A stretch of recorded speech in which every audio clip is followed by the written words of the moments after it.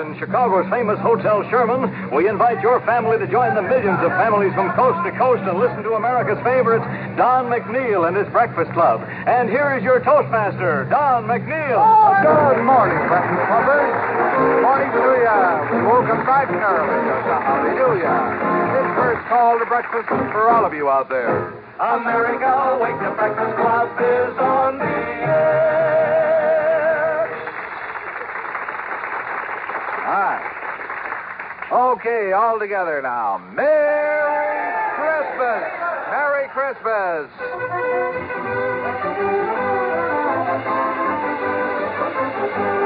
Well, I know what you're saying. McNeil has flipped his lid again. But, no, there is a reason for this Yuletide greeting that we have today. This portion of the Breakfast Club is being taped for the Armed Forces Radio Network to be heard all over the world on Christmas morning.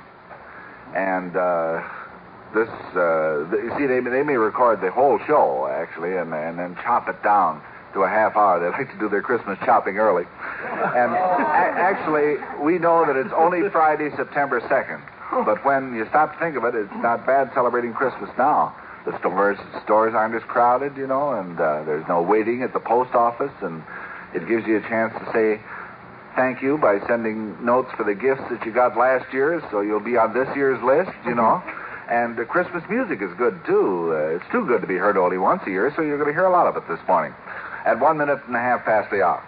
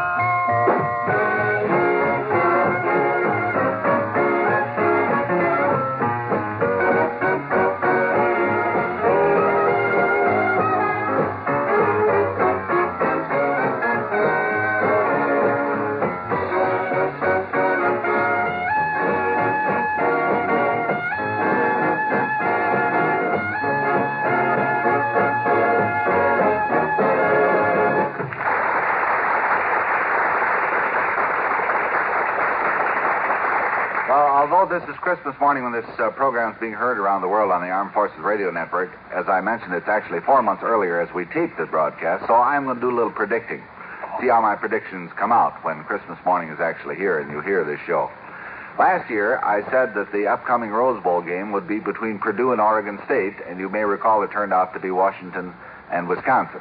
Also, last year, I predicted that the White Sox would beat the would beat the Giants in 7 games for the World Series, and it wound up with the Dodgers beating the White Sox in 6 games. So you can see I was pretty close there. Yeah. All right, here we go for this year. All right, it's Christmas morning, 1960. It is not a white Christmas. In fact, we've had very little snow this December, lots of rain, and it's been warmer than usual. And a week from today, the University of Washington will be playing Northwestern University in the Rose Bowl. Northwestern edged out Illinois and Kansas for the honor of representing the East. And I guess you all know that the World Series was played between Pittsburgh and Baltimore, with Pittsburgh winning in 6 games. It was a big presidential campaign year. There was a big turnout at the polls, and as you know, the outcome was close. And, of course, the man who will be inaugurated next month is... Well, you all know how that one came out. I'm sure. I'll go just so far with you. Sure. One thing I can say with safety, Christmas fell on Sunday this year, so we're celebrating on Monday. Of that, I'm sure. So here's the Christmas song with Dick Noel.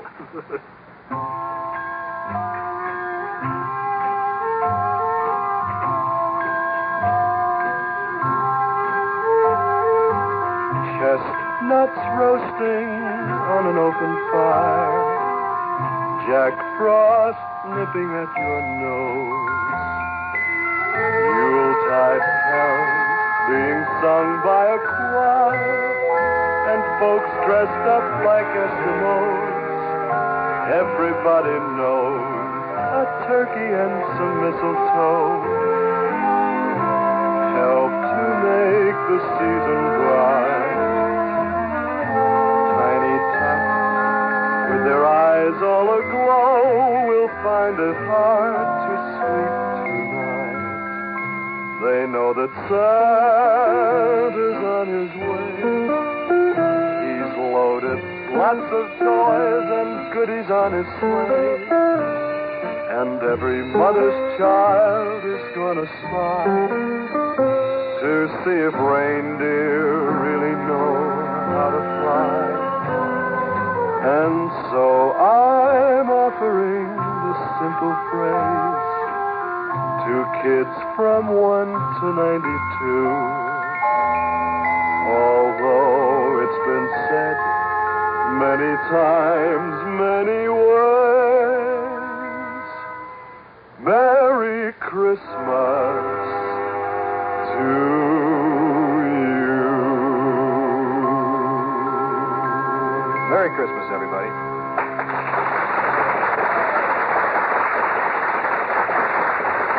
That's there. The singer with a perfect name for Christmas, Dick Noel. You know, Dick has been doing his beatnik version of the classics for us. And you can hear the Christmas ornaments in the background.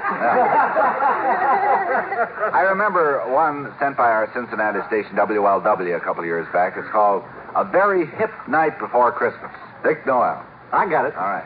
'Twas the night before Christmas, and all through the pad, not a hip cat was swinging, and that's nowhere, Dad. The stove was hung up in that stocking routine in hopes that the fat man would soon make the scene.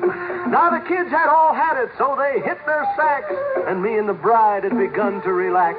When there started a rumble that came as real frantic, so I opened the window to figure the panic. I saw a square short that was making fat tracks being pulled by 8 dogs who were wearing hat racks. And a funny old geezer was flipping his lid, and he told them to make it, and man, like they did.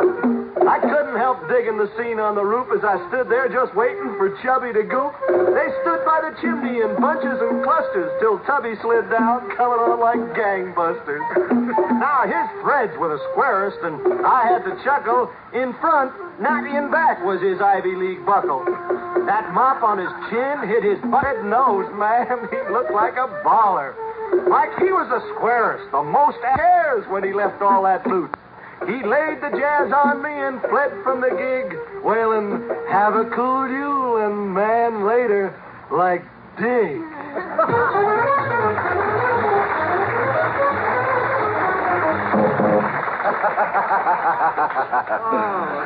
Man, like that was cool, man. Oh, like, wow. It was crazy anyway. Yeah. Well, for you fellows throughout the world in the armed forces who are listening to this on Christmas morning, you'll be happy to know that Lorraine Peters is our special guest gal singer today.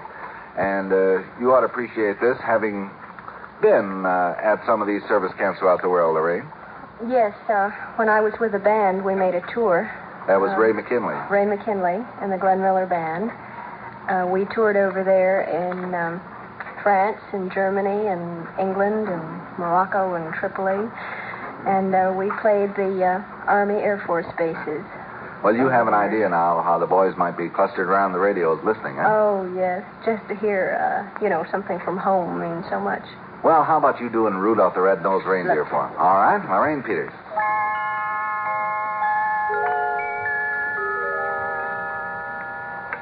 You know Dasher and Dancer and Prancer and Vixen, Comet and Cupid and Donner and Blitzen. But do you recall the most famous reindeer of all? The Rudolph the Red-Nosed Reindeer had a very shiny nose. And if you ever saw it, you would even say it glowed. All of the other reindeer used to laugh and call him names.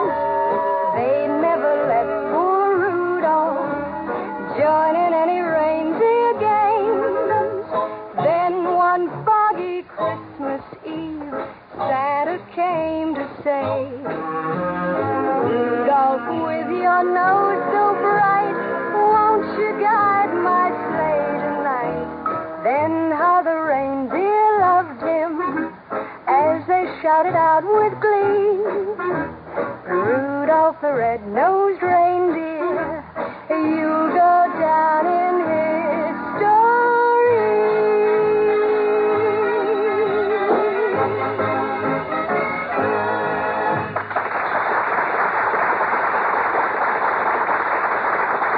Thank you, Lorraine. Now, I thought it might be interesting today to interview a street corner Santa Claus. So we have one here today. Tell us, a street corner Santa Claus, does it require much training to be a street corner Santa Claus? Well, I have to keep my arm in shape to ring that bell all day. I see, yes. How did you develop such a strong right arm? I ran a crap game in the army. I see.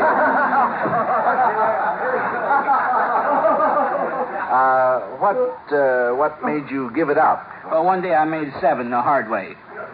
Made 7 the hard way? How was that? 3.5 and 3.5. Well, I guess being a corner Santa Claus is easier than, climbing down rooftops and sliding down chimneys. Oh, I used to do that, too. Oh, it's probably very tiresome having to handle that big bag, too. I don't pay any attention to her. Let's get back to your present job, standing on the corner.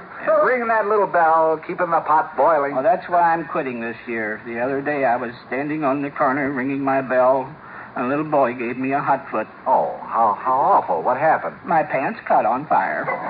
Were you burned very badly? No, but my pot was boiling. Yeah.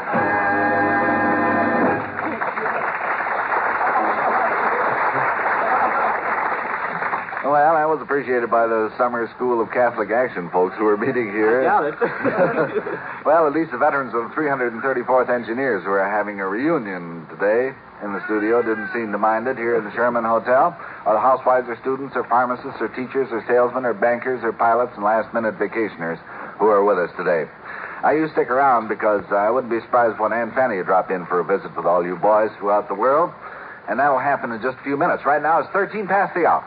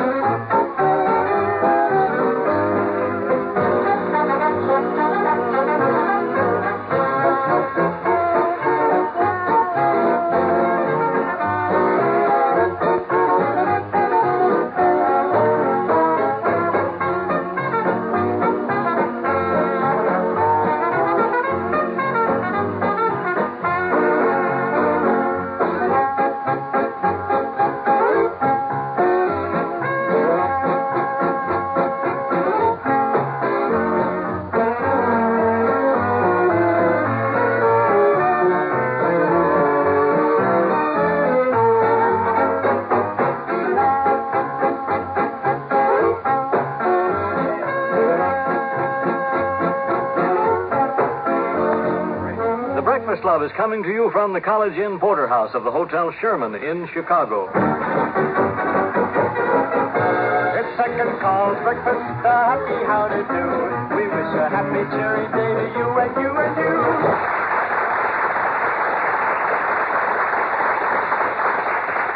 Well, as you know, heat causes things to expand and cold causes them to contract. Now, if you want proof, you can notice the days are much shorter in the winter than they are in the summer, and that proves it. And we're doing the... Oh, no, wait. Just threw that out for what it's worth. I could have thrown it out, I see that. But that's why we're doing the Christmas show on the Breakfast Club in September. And we picked a wonderful time with the temperatures up in the mid-90s here. So the more Christmassy we can feel, the better we like it at 16 minutes past the hour.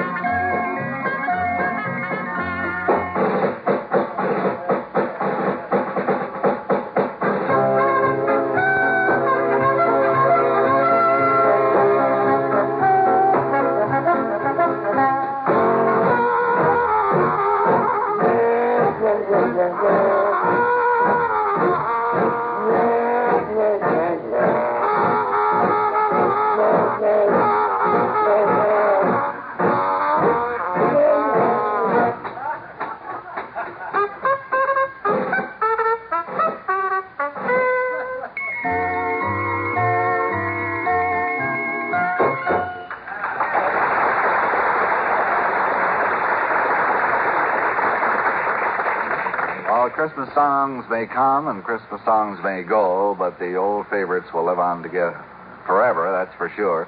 So we're going to ask all the people who are assembled here in the Porterhouse Room of the Sherman this morning to join us, and you, wherever you are, in Silent Night.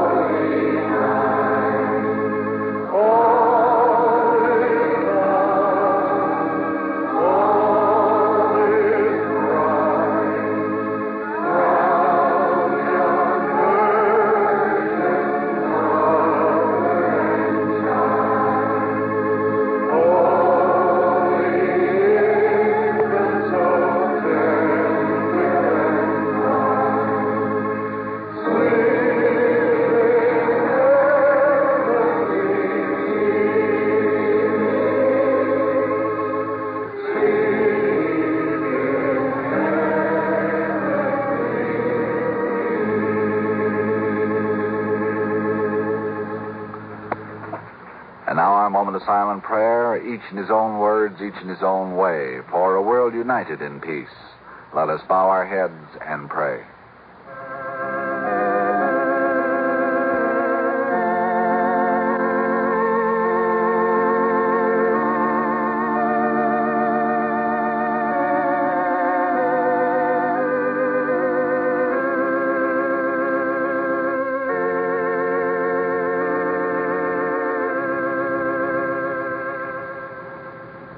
Amen. For memory time on this Christmas morning, from Sunshine Magazine, Lucille Langston's little thought about Christmas. Christmas stretches further than our love for one another. It reaches out to every man and makes each one our brother. For Christmas is God's shining love expressed in human birth to make us, as in heaven above, one family here on earth.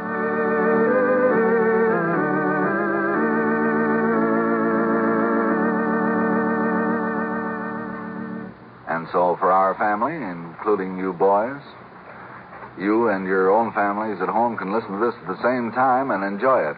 A visit from our old friend Aunt Fanny that I promised you.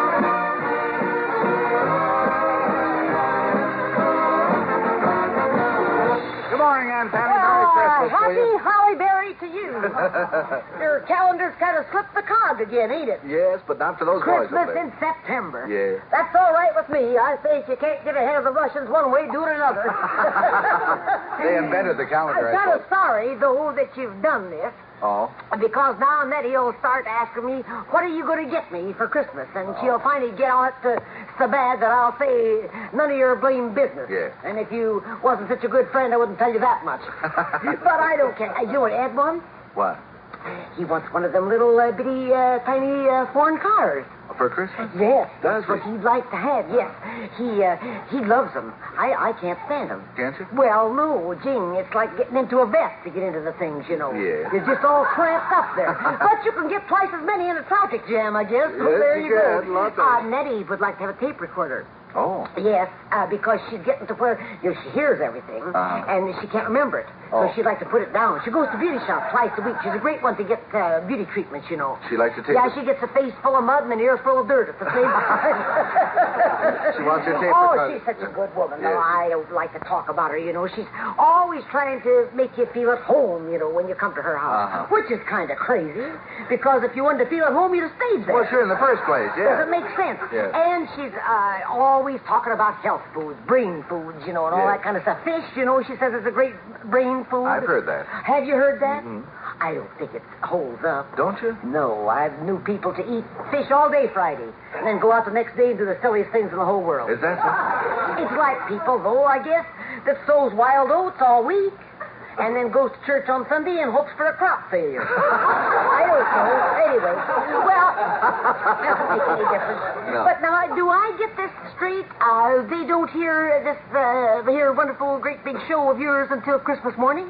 This particular one particular is one. for Christmas morning. Well, yes. Jing, I'd have time to knit up a pair of socks, wouldn't I? Sure. For Daddy's nephew, Is he Throckmorton. in the service, is he? Yes, he's over there in Germany. Oh. I knit him a pair last year. Uh-huh. He never wore them. Didn't he? No, and I took a lot of pains with them, too. Why do you suppose... Oh, I don't know. Well, there was maybe a few knots here and there yes. where the thread broke and I tied it, you I know. see. They was knotty, but they was nice. Well, yes, Yes. of course. Well, I haven't sewn one of them in for so long, so I'd just get back to I it. don't know. And there I was don't know a why I hole go in along the with that toe. stuff. I don't know. So he can get into them from either end. Oh, open-toed job? Wouldn't you like to have a pair of socks like that? Well, sure I would.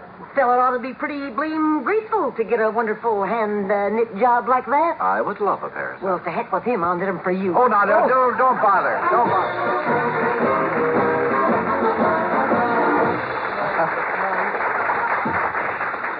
Naughty but nice. Wow. You got a pair of socks coming, too. Yeah, I guess so. Me and my big mouth. Well, I know that there are some people here who'd like to say hello to any of you boys throughout the world. Any of you folks who are here this morning have sons or someone in the family who are in the armed forces right now overseas? Not overseas? Well, you might be listening anyway. Find out who that lady is, Dick. Yes. This would be Mrs. This is Ray Bossel, from... Sioux City, Iowa. And you have a son? Or? Yes, my Oh. oldest son. He was 19 yesterday. Where is he? Right now he's stationed 60 miles north of Seattle at Oak Harbor. Oh, well, this is September. By the time he hears this, he may be in Okinawa. Isn't that nice? He could be. Well, I'm sure that he'll have a Merry Christmas wherever he was, knowing Mom was thinking about him. Where's Patty Norton of Ardmore, Oklahoma? Right where? Hello there, Patty. Say, Patty. I believe I'm supposed to go up there. Yeah, I reckon you are. And I sure... There's something right under here that I want. I saw him put it under there.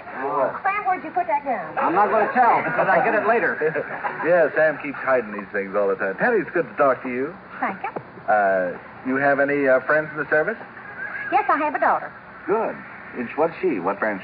She is a recruit in the WACS, and she's stationed at Fort McClellan, Alabama. Well, wonderful. I think she and everybody else might be interested in what you wrote here, a little poem about your visit to us. I'm sure the boys in the service would get a kick out of this. Supposing you read it for us. You don't mean to tell me I'm going to have to relive it? Yes, I do mean to tell you. Grits and gravy we've yet to find. At 6 tonight we leave behind your city fair and all we've missed. But please don't let us leave unkissed. Oh, it's beautiful, Father. Oh, beautiful. Well, Patty, I read your card and wrote a little reply to you. May I read it? Yes. So here's to you, Miss Patty Norton, because on your trip you'll soon be starting. As close as I can come. Grits and gravy you will not get. You're too far north already yet. We'd like to kiss you before you roam, but our wives would kill us when we got home. So, bye. Bye-bye. Nice trip. Nice trip.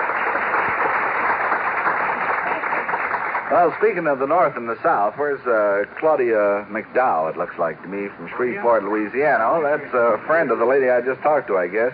She says, for 3 days, we've been outflanked, outmaneuvered, and attacked by surprise. Other instance where the North outsmarted the South. What's the matter, Claudia? Well, we, for us representing Farm Journal, we came here to this meeting. We expected to take home all the prizes. I didn't win. Didn't win? No, sir. Those Yankees from the North did it? The Yankees did. Yankees won again? Yes, sir. Oh, my. Well, That's all right. Well, you don't. We don't mind. No. We've had a good time. Why, sure, after all, you can get down below that Mason-Dixon line. Certainly. Remember that Yankee line that did it to you out That's there? right. Yeah. Is it Claudia or Claudia? Claudia. Claudia. Claudia, yes. Yeah, well, nice to talk to you, Claudia, old kid. Thank You don't mind me calling you? Yeah, I didn't mean it. Oh, no, that's all right. You know, I just now. You're the youngest old kid I've seen in Yeah. some time. Yes. Thank you very much, Claudia. Nice to talk to you. Well, for any of you boys who think you might retire to California sometime, think a little while before you do. There's a retired fella, Al Leslie, from Hawthorne, Wisconsin. Where are you, Al? I don't know what he used to be. What did you used to be before you retired, Al? I was on the highway, On the highway, huh? 53. Yeah. So he went out to California. Yes, Thought he he'd did. take a look. wanted to see what a patio was like. You'd all heard about them so much, you know. Everybody says you can go to California and retire and sit on your patio. So he went to California to see what a patio was like. He says, what did I see? It was nothing but an umbrella on the rocks. Correct. Is that right? Correct. Yeah. Oh, sorry, old boy. I don't know what you expected to find, but that's all it is. Well, I want all of you now, before we leave these guys, in unison to say Merry Christmas to them all, wherever they might be throughout the world. Just let them know we're thinking of them. So let's say it. 1, 2, 3. Merry Christmas!